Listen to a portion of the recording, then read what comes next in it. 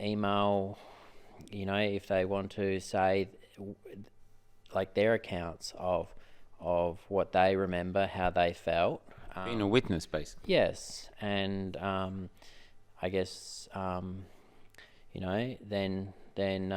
you can pass them on to my brother and I, and we can then hopefully follow it up and then maybe get some affidavits done or so on, or if they just want to organise an affidavit with a JP and send it through. Certainly, from most of the people I've talked to, they reckon that they were effectively all ushering me through and chanting, let him through. Where it seems that the other side of the fence is saying that I was putting those people at risk. Well, you would have put them at risk if you hadn't have put on the brakes. Is that the air brakes? Yeah, when I had my window smashed and I was capsicum sprayed, I also ended up with glass in my eye and my feet because I was wearing flip-flops because we're in Australia. But I put on the air brakes. And so you put on the air brakes. You're covered in glass and pepper spray, neither of which are nice. And even under that duress, you still put on the air brakes. Yes, Why did you put on the air brakes? I think it's probably one or two reasons. I guess one is my parents brought me always up to, do to others how you'd have them do to you is one. And also from young, I've just been a very probably caring person. So like my main, I guess... What was the reason you put the brakes on? Instinct was to secure the vehicle so that I didn't have a vehicle running over people. So if you hadn't have put on the air brakes, it could have rolled away and rolled over people. Well, with heavy vehicles, they're a little bit different, and maybe particularly this one, it's an automatic. You've basically got effectively neutral reverse drive. So there's no actual park. Oh. You put it in neutral, it will roll away. You put it in drive, and obviously it will just, if you don't have your foot on the brake, it will creep forward like a normal automatic car, how they just crawl forward. Now, just before reverse is going to do the same thing. But just say if it rolled forward, now we were crowded around that truck. If it had rolled forward, we couldn't have got out of the way. What would have happened? So I guess if for obvious reasons, if no one's in control of a heavy vehicle, it could end up into complete disaster. And also things like getting glass in your face and capsicum spray, why someone's in control of a vehicle, is ridiculous, because I think we're all told from when we were going for our L's or P's, our license when we were young, one of the things I remember getting told when I was young was one of the most common things with accidents is that people panic and hit the accelerator instead of the brake. So you add panic, confusion, chaos, capsicum spray, glass, crowds of people. It's not called a recipe for disaster. Yeah. Which you stopped because you put on the air brakes. Yeah, well, I guess I just went straight into, I just probably adrenaline rushing. I just need to secure the vehicle, air brakes. Officer pulls them off. I pull them back on. I kind of wrestle with his hands because he just keeps trying to turn the brakes off. or I rephrase that, he actually did turn the brakes off. So then I go out the left and pull the air tanks. So with heavy vehicles, they have a fail-safe. If you get an air leak, the brakes will come on. So if a trailer comes unattached from a prime mover, airlines obviously brake, whatever, the brakes automatically come on. So drain the air, then it doesn't matter if they're taking the brakes off, because until you start the vehicle and let the air compressor build up the air again, it's going to be stationary. So you did that to protect people? Yes. So especially when I'm not having much luck with the air brakes, there's no real other option. You still had glass in your eye and covered in pepper spray when you did that? Yes. And then shortly later, there were some lovely people in the crowd that had milk. So they washed the capsicum spray out of my eye, but I still had glass in my eye till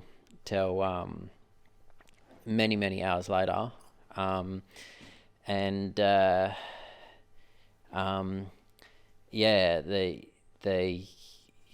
I don't know, the whole system is completely ridiculous. So as I was told when I got to the watch house, whatever rights you people think you have none. That was pretty much word for word. Whatever rights you people think you have none. That's what the police told you. Very close to that wording. And they then demonstrated that. So I had glass in my feet that I then didn't actually end up having removed till I was out of lockup. How long were you in lockup? I guess I got locked up off the top of my head around midday-ish Saturday, and I wasn't out till I believe Monday late afternoon. From memory, I had something like roughly around about an hour and a half after I was put out, escorted out to the car park to get out of Dodge, as they say. and no phone, no wallet, no nothing. I was a little bit peeved because they made me put the glass-filled clothes back on and wouldn't even let me have the grey prison trackies. I thought that was pretty disgusting, actually, because you don't go... it's not normal that you... It wasn't normal. Now they pepper spray clothes on that are filled with glass. We live in a country now where police officers pepper spray 95-year-old or taser 95-year-old women. Yes. So it wasn't normal in our time, but it appears, sadly, it's normal now. It seems that way. So I then, after then getting across the border,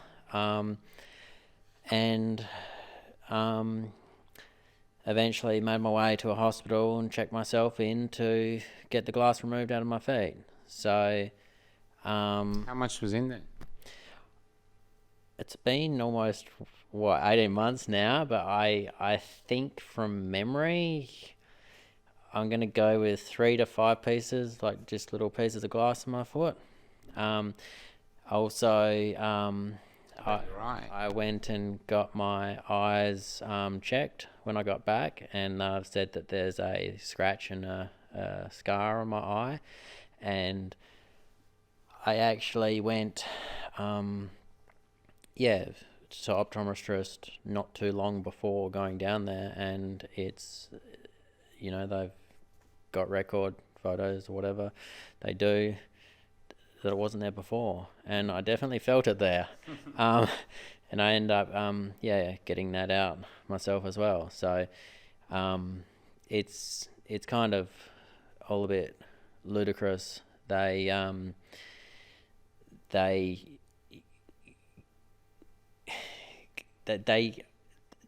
to AMC Correctional's defence, because I was a watch house for till Sunday morning, and then got shifted to AMC Correctionals.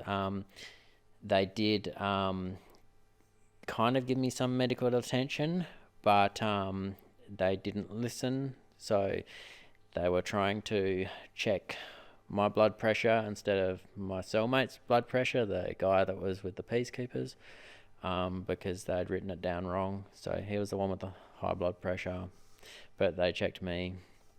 Also looked at my my other foot with a toe, because the nail had gotten ripped off. So that was, I think, just before the going up there. So, but yeah, it's when you're trying to say, no, he's the one with the high blood pressure, I've got these issues, and they just go, no, well, it's what's written on my list, I'm doing what's on my list, check. There was definitely a lot of people in the system that had that very aggressive mentality, and just that didn't make sense.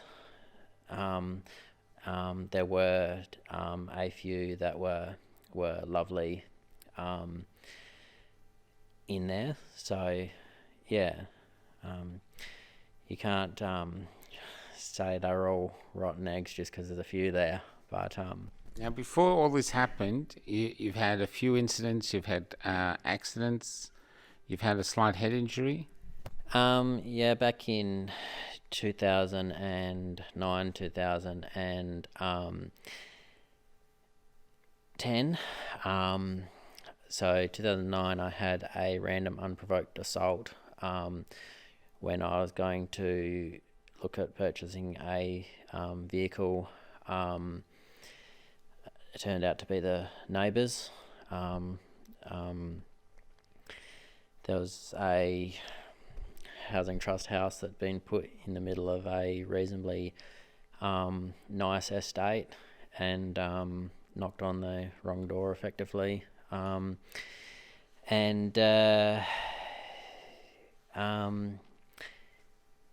they were off their face on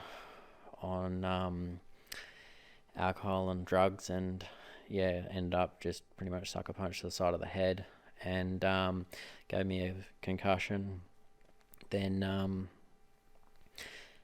I was originally from the country, no real experience with the